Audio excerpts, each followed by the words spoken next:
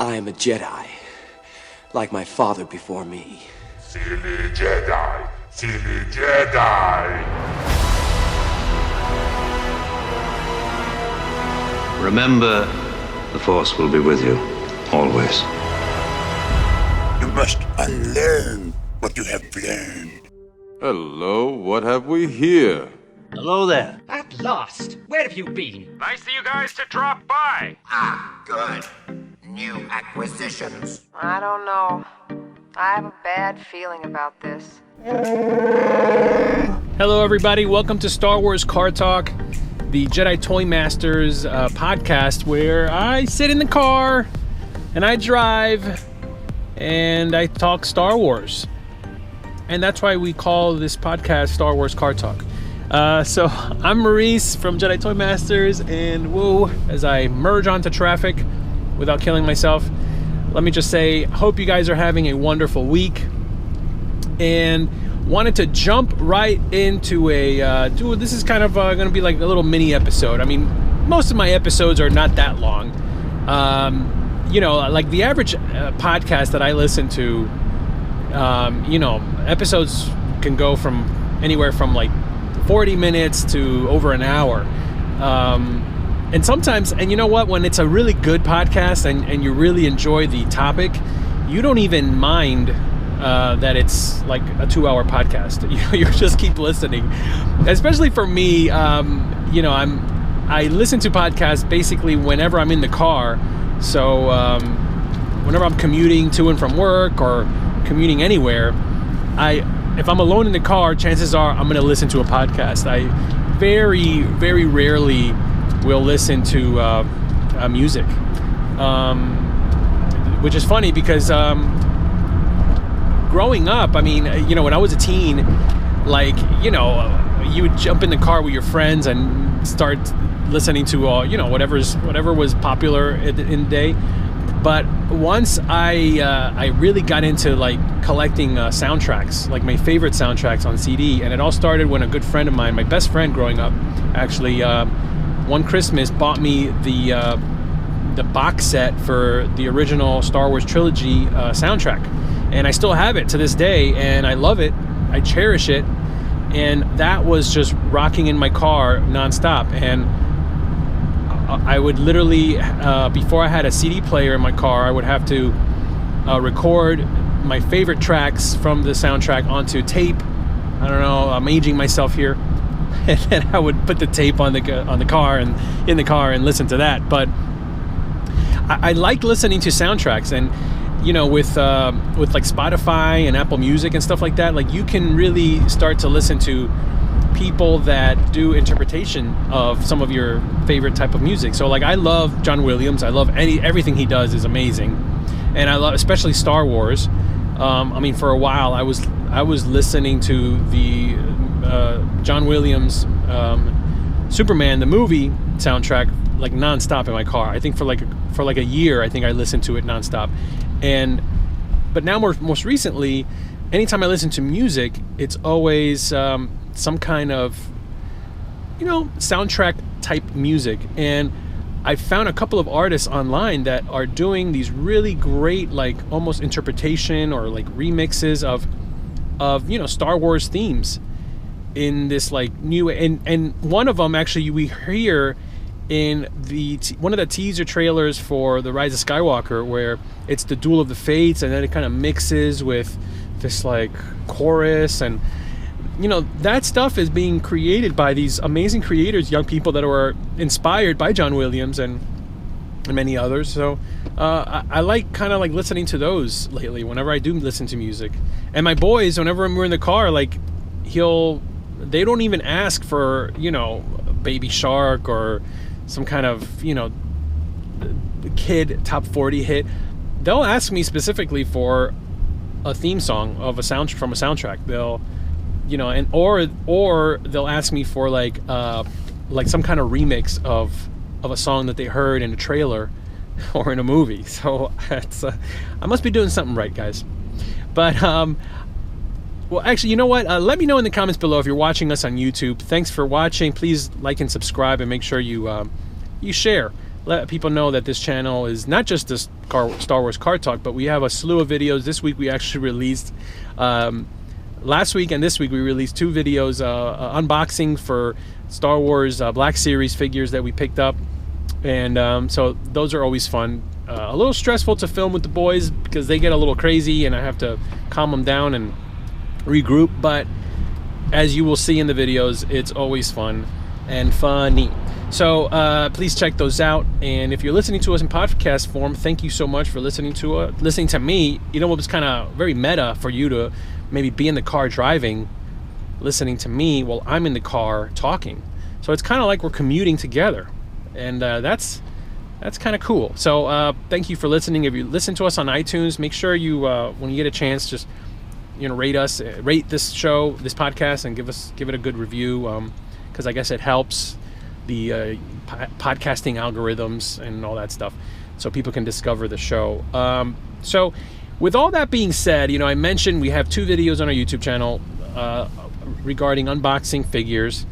And last week's episode, I kind of touched on a little bit the idea of, really great people in the Star Wars community out there that are there to, we're all in this together. We're all collecting toys together. We're all like finding, discovering Star Wars news together and theories and videos that explain things. And, you have channels like Star Wars Theory and Star Wars Explained and so many others that do a great job at that. And I hope to maybe one day be at that caliber of being able to provide like really great fan Star Wars informational content, which I think is great.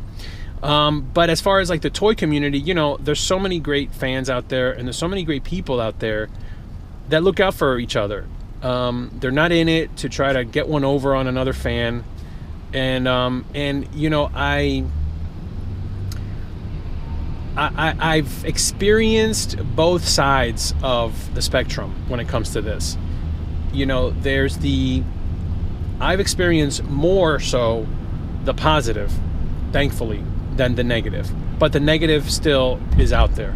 On the positive, there's been really great people on Instagram that have reached out to me that, if I mention, hey, I'm looking for this figure, they'll shoot me a message and say, hey, it's available online if you go right now, so go check it out. It's in stock again. And thank you so much. And I'll go and check it. And surely enough, I've been able to pick up figures that way.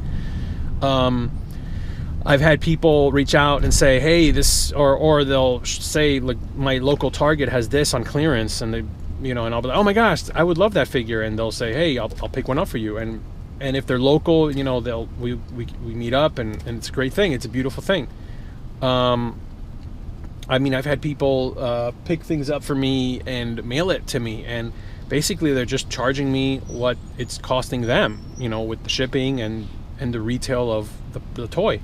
And I think that's amazing. Like, it's good-hearted people that are just there to just, hey, we're all collecting together, and we all want to make sure that we all get hooked up,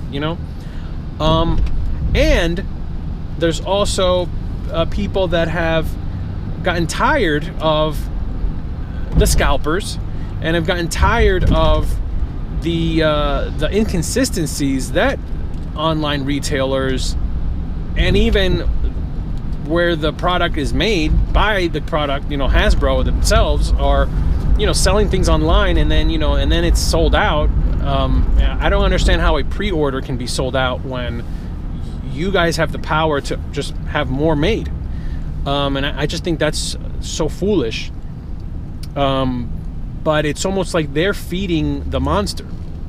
So the monster being the idea of scalping, the idea of you take something that is just coming out, that's retailing for a specific amount, and because you were able to grab a couple, sometimes multiple, and that's why stores now have to kind of enforce one per customer, because even stores are realizing that scalping is a problem. And you have then people turning around and selling these figures for 3, sometimes 4 times the amount that they paid, that what the retail price.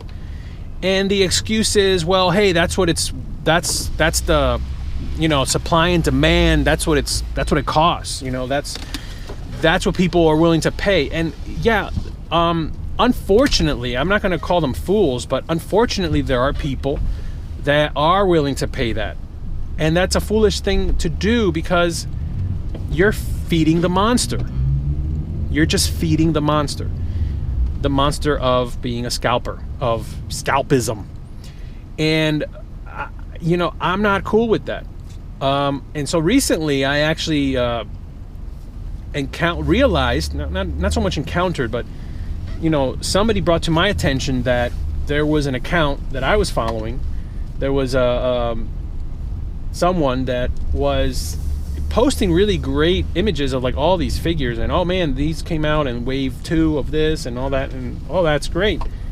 But then when you dig a little deeper, you realize this person has an online store set up, and they're selling figures that they're buying in bulk, basically taking it out of the hands of other fans that could have the opportunity to buy it at retail.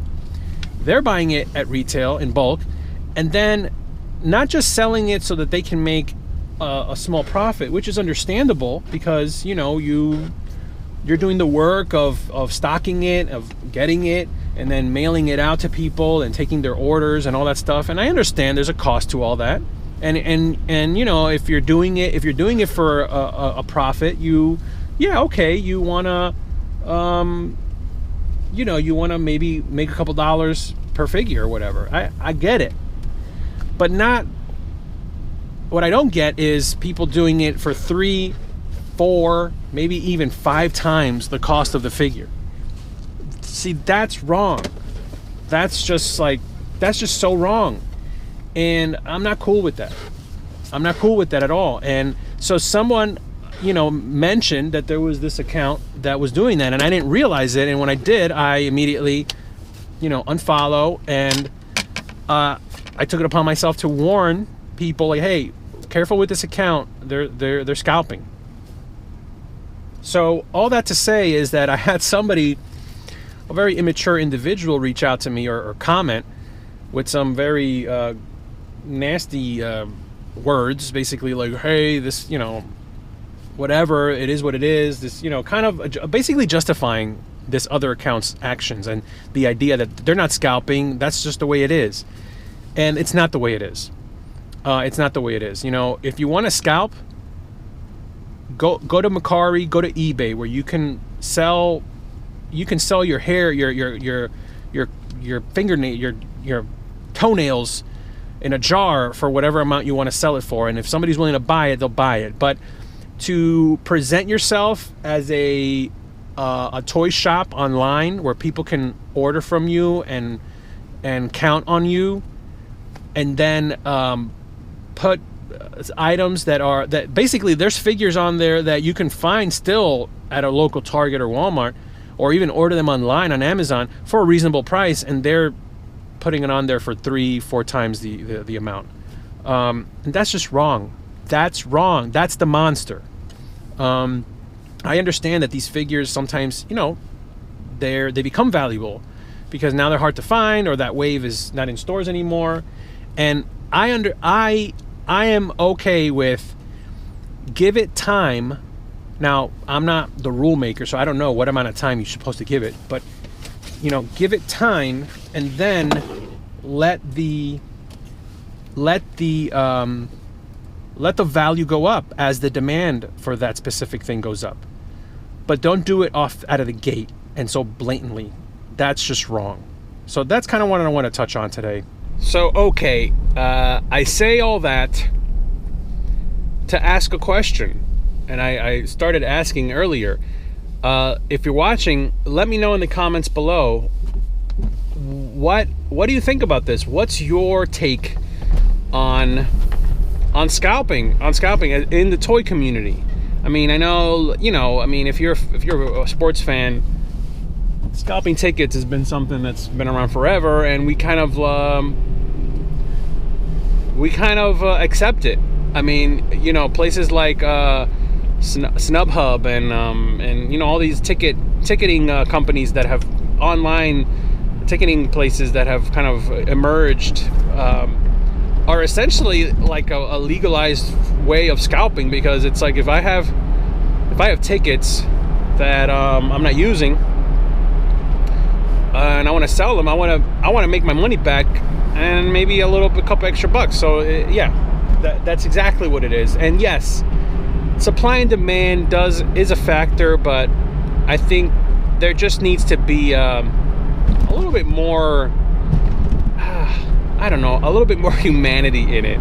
You know, I in thinking about this, you know, I showed you a slew of videos that you can find on YouTube. If you just type in like toy scalping, or, you know, Star Wars toy scalping, like, you see tons of videos. And I found a couple of videos from like smaller YouTubers that are like, you know, toy collectors, Star Wars fans, and maybe even like, you know, toy hunters or whatever. And they tell a story. And then I found a couple videos where, you know, people would tell their stories of like going, you know, bright and early to a Target to see if they have the latest, you know, fill in the blank figure, and only to see that there's like another person there who obviously is a scalper. And it's kind of like so weird that you can just point them out sometimes, because, you know, it's always like an older person. I mean, I'm not going to generalize. I'm going to say it's always an older person, but it's always some person that is there, and they're like hounding the employees to like get the box from the back. And the minute they bring him out, if it's like a gullible employee that doesn't know any better, he'll rip open the box, and like these people will just literally go and just buy up the whole box. Oh, what is that? An entire box of, you know, Mandalorian 6-inch Black Series? Yeah. And they just like, they'll take all of them and buy them. And then these are the people that then that same day will turn around and try to sell them for 3 times or 4 times what they paid. And man, it's like, okay, yeah, it kind of it reminds me of the movie Wall Street, where Michael Douglas does that speech, you know, greed is good, greed works. And I feel like that is the mentality of the scalper. Greed works, greed is good, and maybe it's good for you, but it really puts a stain on the community. You know, at the end of the day, it's all about being a community of collectors, of enthusiasts, of fans, and to have to deal with and put up with things like that, it sucks. So let me know in the comments below what you think, or what do you think? What is your take on it? Do you defend it? Do you appall it? Are you appalled by it? Are you in the middle? Are you know, because I don't want to say I'm in the middle, but I'm closer to the middle than I am to the I mean, I do hate it. It's wrong. But I do understand that there is a time and a place for, I mean, come on, I'm not an idiot. Like, you know, toy conventions and toy shows and toy shops everywhere, that's their bread and butter, is having collectibles, and, you know, people paying what they're going to pay for them. But that's the thing. Like, my argument is, a toy that came out a month ago, you know, it's not a stock that can go up, just shoot up. You know, it's, if you follow the stock market, it's not GameStop that all of a sudden, because everybody wants it to be valuable, everybody puts a high price on it and the stock goes shooting through the roof. It's an artificial inflated number, and doesn't make it right. People do benefit from it because greed is good, according to Wall Street, but it doesn't make it right. So there just needs to be, man, a moral compass when it comes to this stuff. You know, we need to have, there needs to be an understanding amongst collectors and fans. And, you know, I have figures that I probably will never open. And when the time is right, I might just turn around and start selling off a lot of my stuff. My dream is honestly to just have a house, have our forever house, and literally have like my little Star Wars room, my little like office area where I can literally just display stuff. And my boys even understand that. They're like, oh man, I can't wait for us to be able to like put all the stuff out and display it. And they know that some of Daddy's collections is for collecting, which means we're gonna look at it. We're not gonna open it. I'm not gonna touch it. And some of it is for, to do unboxings and to open eventually. We're not there yet. But ultimately, like if I needed to, if that day comes where it's like, okay, well, I have the few that are sentimental and that I really like, and this other stuff is just I'm just hoarding it at this point. If I can get some money for it and that benefits me, then obviously, yeah, that's great. But there's a saying: if you're wrong in the way that you're right, you're wrong even if you're right. And those are just these words of wisdom that I heard from a wise person that stick to me. And that's the thing. I understand the way business works. I understand supply and demand. But if you're wrong in the way that you're right, you're wrong even if you're right. And that's some Jedi wisdom right there, guys. So if you're listening to us, please reach out to me over at Jedi Toy Masters on Instagram. Star Wars Card Talk on Instagram. That's the official Instagram account of this podcast. It's also a great place to basically, if you're on your phone and you happen to be on Instagram and you want to catch an episode, all of the episodes live on there as well as a podcast feed and on our YouTube channel. But if you want a response right away, hit me up on Jedi Toy Masters. That's where we can start a dialogue and let me know what you think. We also have an email, JediToyMasters@gmail.com.